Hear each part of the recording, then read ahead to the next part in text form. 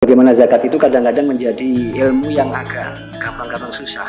Sebetulnya kategori orang yang wajib mengeluarkan zakat mal itu seperti apa ya? Dan seberapa yang kemudian harus dikeluarkan gitu ya? Tiap bentuk kekayaan yang berpotensi untuk berpotensi untuk berkembang itu wajib zakat.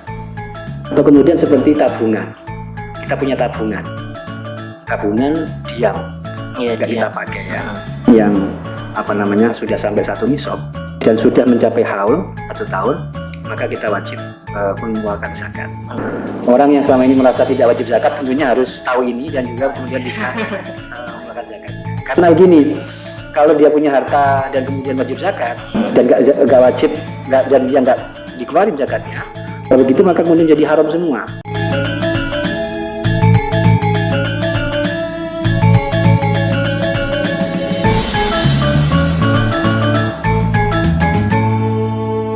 Assalamualaikum warahmatullahi wabarakatuh. Waalaikumsalam warahmatullahi wabarakatuh. Kembali lagi bersama kami di ngobrol bareng Ansor Mejobo. Nah, alhamdulillah malam hari ini kita kedatangan tamu yang luar biasa yang menjadi panutan kita bersama, dan kami juga akan membahas terkait zakat fitrah dan zakat mal. Nah, sebetulnya kenapa sih adanya zakat itu kemudian dianjurkan oleh umat Islam? Nah, nanti kita akan ngobrol bareng bersama Dr. Kiai Muhaimin Kamal yang nantinya akan memberikan pencerahan bagi kita semua untuk terkait zakat fitrah dan zakat mal. Nah, selamat malam Pak Kiai. Selamat malam. Assalamualaikum warahmatullahi wabarakatuh. Waalaikumsalam warahmatullahi wabarakatuh. Nah, bagaimana kabarnya? Alhamdulillah, bisihah wa afiyah. Mudah-mudahan kita selalu sehat sehingga bisa menuntaskan puasa sampai tuntas dan sempurna. Amin. Ya, amin. Nah, langsung saja kita ke tema malam hari ini, yaitu tuh mengenai zakat. Nah, mungkin sakit diceritakan ya, kenapa kemudian adanya zakat? Karena apa ya? Oke, terima kasih. Jadi salah satu rukun Islam itu adalah zakat ya. Ada 5. Yang pertama adalah membaca 2 syahadah, kemudian sholat, kemudian ada puasa, kemudian zakat dan haji. Dan kita fokus pada malam hari ini adalah terkait dengan zakat. Nah, zakat ini adalah salah satu bentuk ibadah mahdhoh, ibadah murni yang terkait dengan hubungan antara manusia dengan Allah Subhanahu wa Ta'ala. Tapi di samping mahdhoh juga yang ada unsur maliyahnya. Tidak hanya sekedar kita itu menggunakan fisik jasmani, tapi juga menggunakan mal atau harta benda. Jadi karena manusia itu dia berpotensi untuk mendapatkan kekayaan dari berbagai sumber, maka kemudian tentu ada upaya untuk menyucikan atau membersihkan harta yang dimiliki. Maka Allah kemudian mensyariatkan zakat, di mana zakat ini ada 2 fungsi. Yang pertama adalah fungsi untuk ta'abbud, fungsi untuk menghambakan diri kepada Allah, ngabekti dumateng Allah Subhanahu wa Ta'ala, tapi juga ada fungsi ekonomi dan sosialnya. Jadi salah satu bentuk kepedulian Islam terhadap masyarakat atau terhadap manusia, sesama manusia, adalah zakat ini. Jadi zakat itu ibadah yang dimensinya dimensi sosial ekonomi. Di situ ada upaya untuk pemberdayaan ekonomi, terutama ekonomi masyarakat Muslim. Jadi ibadah yang punya dampak langsung terhadap kehidupan umat Islam. Karena faktanya memang di dunia ini tidak hanya orang kaya, tapi juga ada orang miskin. Maka kemudian Islam itu ingin memberikan satu harmoni atau keseimbangan biar tidak terlalu menganga jurang antara yang miskin dan yang kaya.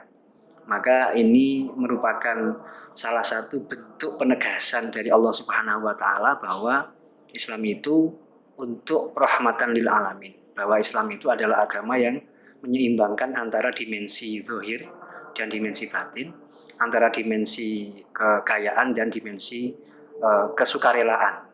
Nah, oleh karena itu maka menjadi penting sekali kemudian kita itu memahami tentang bagaimana zakat. Karena bagaimana zakat itu kadang-kadang menjadi ilmu yang agak gampang-gampang susah. Susahnya karena memang ini tidak semua orang terkena kewajiban. Dalam konteks zakat ada dua, ada yang muzaki, ada mustahik. Kalau zakat fitrah mungkin hampir semua muslim itu wajib, walaupun tidak sampai kepada jumlah tertentu. Yang penting dia itu ngumani akhir Ramadan dan awal Syawal, maka dia punya kewajiban untuk zakat fitrah. Atau kemudian yang kedua adalah dia tercukupi kebutuhan pada saat itu, maka dia wajib zakat fitrah. Tetapi kalau zakat mal itu hanya orang-orang tertentu yang mempunyai jumlah kekayaan yang sampai 1 nisab. Nah, oleh karena itu maka kadang-kadang walaupun muslim sendiri itu kadang-kadang ada yang belum mengetahui terhadap bagaimana hal ihwal tentang zakat itu. Baik terkait dengan berapa jumlah yang harus zakat, apa saja bentuk-bentuk kekayaan yang wajib dizakati, juga berapa yang harus dizakati. Tapi yang penting dari pertanyaan sahabat tadi bahwa kenapa Islam itu ada zakat? Karena memang salah satu bentuk daripada penegasan bahwa Islam itu tidak hanya berdimensi vertikal, tapi juga berdimensi horizontal. Bahwa syariat itu tidak hanya untuk penghambaan kita kepada Allah, tapi juga untuk kemaslahatan kepada sesama.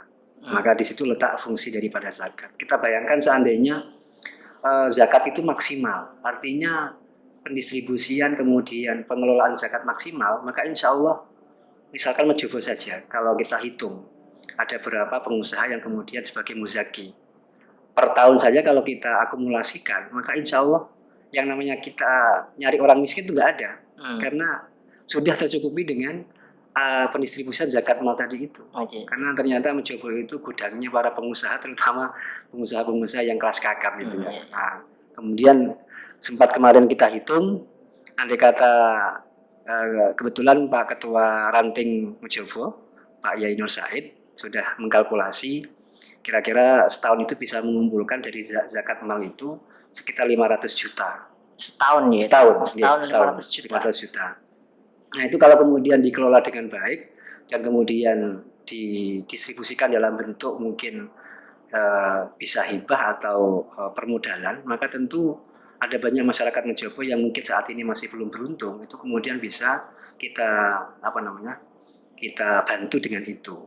Misalkan kita bantu, kita dampingi yang belum punya usaha, kita latih, kemudian yang sudah punya usaha kita suntikan dana dari zakat itu, maka insya Allah Mojobo mungkin makmur semua. Jadi ini adalah merupakan salah satu instrumen atau alat daripada agama kita untuk bagaimana kemudian menyeimbangkan antara tidak terlalu jurangnya nggak terlalu lebar antara orang miskin dan orang kaya. Ini bukti juga bahwa Islam itu agama yang peduli terhadap sesama dan rahmatan lil alamin. Begitu. Tadi cukup menarik ya mengenai zakat mal. Ada dua, yaitu zakat fitrah dan zakat mal. Betul. Nah, terkait zakat mal tadi cukup besar juga ya. Ternyata di desa Mojobo ini sendiri itu. Tadi betul. Yang dihitung dari Ketua Ranting NU aja sampai 500 juta per tahunnya gitu. Sebetulnya kategori orang yang wajib mengeluarkan zakat mal itu seperti apa ya? Dan seberapa yang kemudian harus dikeluarkan gitu ya? Oke, ini mungkin agak harus detail karena menyangkut hitung-hitungan ya. Kita mulai dari harta kekayaan apa saja yang wajib untuk dizakati atau yang kemudian kita kenal dengan mal zakawi ya, mal atau harta yang termasuk kena objek zakat. Kalau kita kategorisasikan atau kita klasifikasi, mal zakawi itu ada 5 sumber. Yang pertama adalah dari al-mawashi, yaitu binatang ternak. Kemudian yang kedua ada az-zuru', pertanian perkebunan.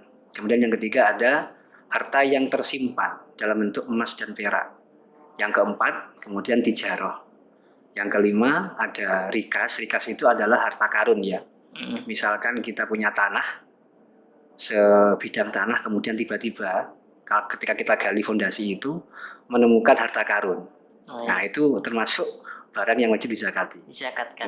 Kemudian juga yang terakhir al-ma'adin itu adalah harta-harta yang merupakan kandungan dari bumi dalam bentuk migas, kemudian minyak dan lain sebagainya. Itu juga termasuk barang yang wajib dizakati. Tapi yang umum mungkin di sekitar kita itu adalah ada dua, yaitu tijaroh dan emas dan perak. Emas dan perak. Nah, dua bidang ini yang kemudian bisa berkembang menjadi salah satu bentuk rumusan bahwa setiap bentuk kekayaan yang berpotensi untuk berpotensi untuk berkembang itu wajib zakat. Misalkan seperti kita punya perusahaan, kemudian seperti kita punya usaha jasa, kemudian kita seperti punya industri. Walaupun secara teks nas di hadis tidak dijelaskan secara langsung karena memang pada saat itu belum ada perusahaan dan belum ada usaha yang lain, tetapi ketika kita masukkan dalam tijaroh atau emas dan perak, maka semua kekayaan yang berpotensi untuk berkembang itu wajib dizakati. Yang dulu nggak ada tapi sekarang ada, itu dimasukkan ke dalam dua hal itu, zakat emas, perak, atau yang kedua yaitu zakat tijaroh. Sehingga misalkan kita itu punya kebun cengkeh misalkan. Cengkeh itu mungkin di Saudi nggak ada. Dan pada saat itu tidak masuk dalam hadis Nabi termasuk barang yang dizakati. Tapi kemudian kita nggak mungkin cengkeh itu tidak ada niat untuk bisnis. Nah, oleh karena itu maka walaupun cengkeh itu tidak ada nas langsung di hadis yang dizakati, tapi karena dia masuk dalam tijaroh, diperdagangkan, dibisniskan, maka itu termasuk barang yang wajib dizakati. Atau kemudian seperti tabungan. Kita punya tabungan diam, nggak kita pakai ya. Maka itu kemudian dikiaskan kepada emas dan perak. Maka kalau kita punya tabungan yang sudah sampai 1 nisab. Satu nisab itu berapa ya? 1 nisab itu sekarang kalau emas itu 1 gramnya 926.000. Kemudian nisabnya itu adalah ada yang mengatakan 86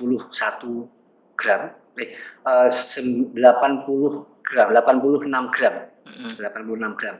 Kemarin kita sempat menghitung, kalau di angka rupiahkan itu menjadi 71 juta. Jadi kalau kita punya tabungan diam 71 juta dan itu sudah 1 nisab dan sudah mencapai haul 1 tahun, maka kita wajib mengeluarkan zakat. Berapa persen itu ya? Yang kemudian yang kita keluarkan adalah 2,5%. 2,5% dari 71 juta tadi misal ya? Betul. Tapi kita potong dengan hutang-hutang yang dimiliki, kemudian kita potong dengan jumlah kebutuhan pokok yang sudah dikeluarkan. Saldo akhir nggak diudik-udik itu 71 juta, maka kita wajib untuk mengeluarkan zakat 2,5. Dan kemudian kita hitung dengan asumsi bahwa 1 gram emas itu 926, maka ketemu 2,5%-nya itu. Ini mungkin perlu hati-hati kepada orang-orang yang punya tabungan deposito, merasa tidak wajib zakat tapi justru itu menjadi sesuatu yang wajib zakati gitu. Tapi itu 1 tahun sekali berarti ya? 1 tahun sekali. 1 tahun sekali ya? 1 tahun sekali. Dihitung mulai sejak dia nabung. Jadi misalkan nabungnya itu Januari tanggal 1, maka menghitungnya adalah tanggal 31 Desember.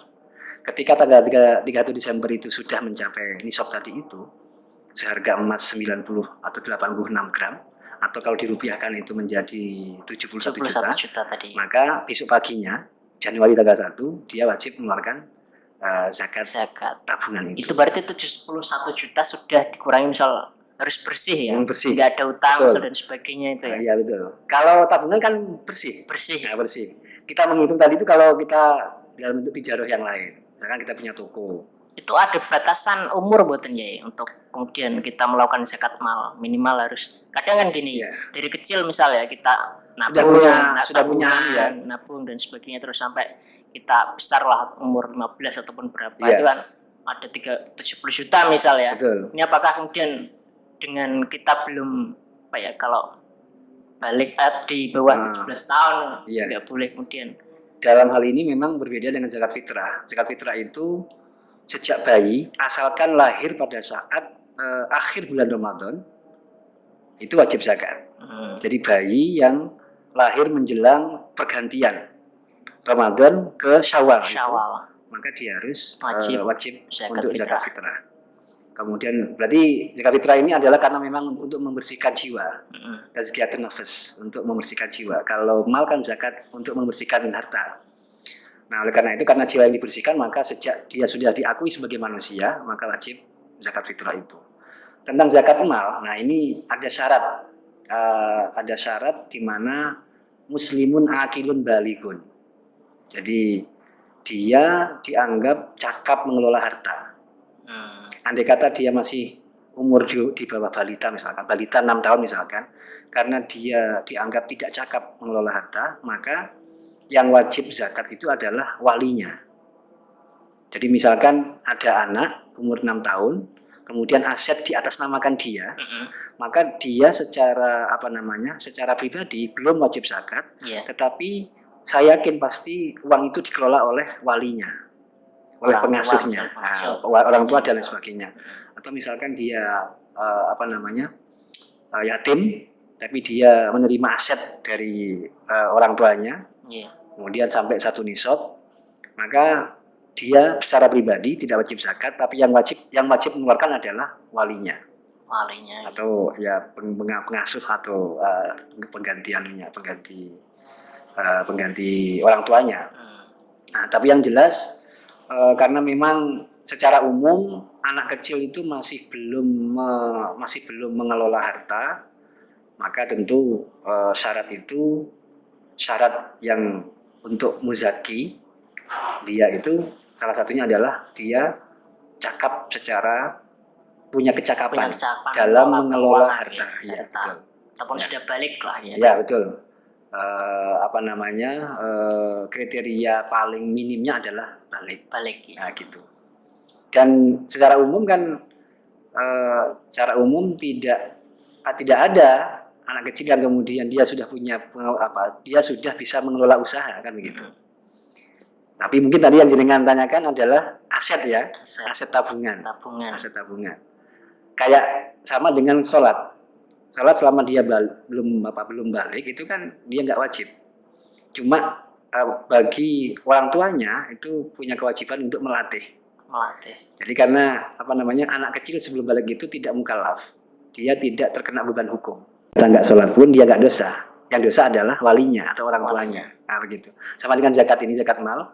Kalaupun dia punya tabungan dan kemudian sebetulnya dia nggak kena wajib zakat, cuma yang dosa adalah orang tua atau yang pengganti orang tuanya.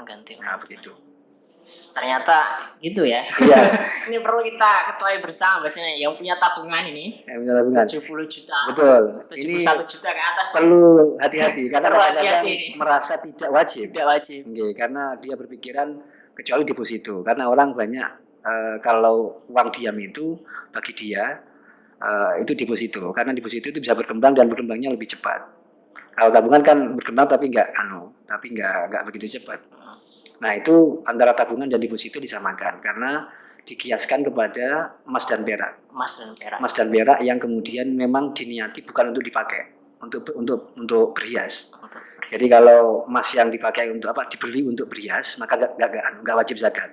Tapi kalau emas yang kemudian diniati untuk disimpan, nah, itu yang wajib zakat. Sampai ukuran 1 nisab 86 gram, maka dia wajib zakatnya dikeluarkan. Nah, itu kemudian uang kita rupiah itu dikiaskan kepada emas perak yang disimpan itu. Nah, oleh karena itu maka ya kita harus hati-hati ini, karena kadang-kadang orang merasa tabungan itu nggak dianggap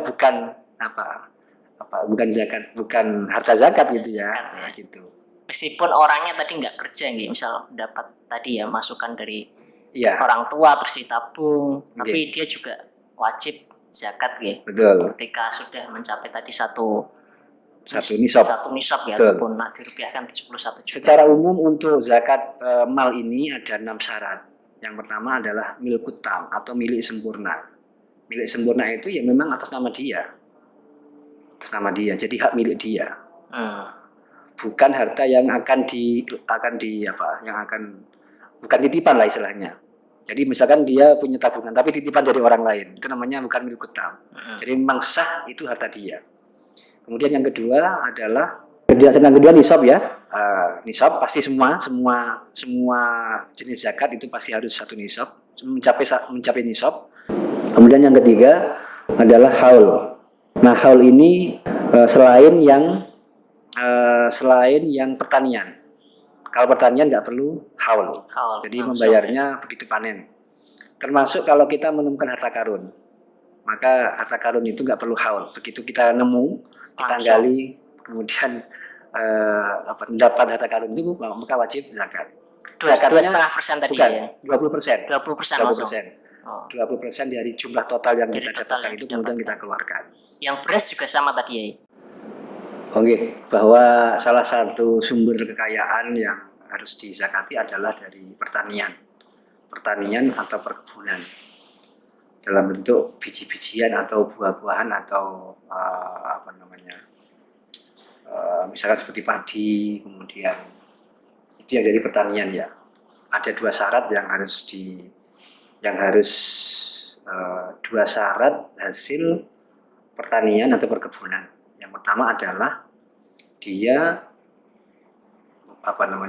itu menjadi makanan pokok. Kemudian yang kedua bisa disimpan dalam waktu yang lama. Kalau tidak dua itu maka tidak wajib zakat. Tapi andai kata punya, misalkan seperti apel atau mangga banyak, kemudian memang diniati untuk dibisniskan atau didagangkan, maka tentu wajib zakat. Bukan wajib karena mangganya, bukan termasuk yang azuro ya bahasa Arabnya itu pertanian, tapi atas nama tijarah.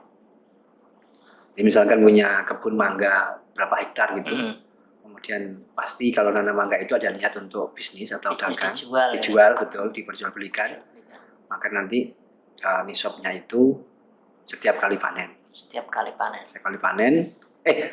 Kalau karena tijarah maka nisabnya mengikuti nisabnya tijarah. Tijarah itu adalah nisabnya emas. Jadi dikruskan, dikonversi mengikuti kursnya emas.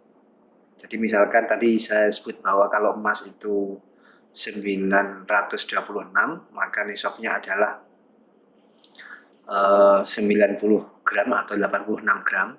Itu berarti kita menggunakan standar rupiah 71 juta. Jika hasil dari kebun mangga itu sampai 71 juta, kemudian dikurangi biaya-biaya yang lain, kok masih tetap, misalkan lebih 70 ya, sampai 100 misalkan, dikurangi dipotong dengan kebutuhan pokok, kemudian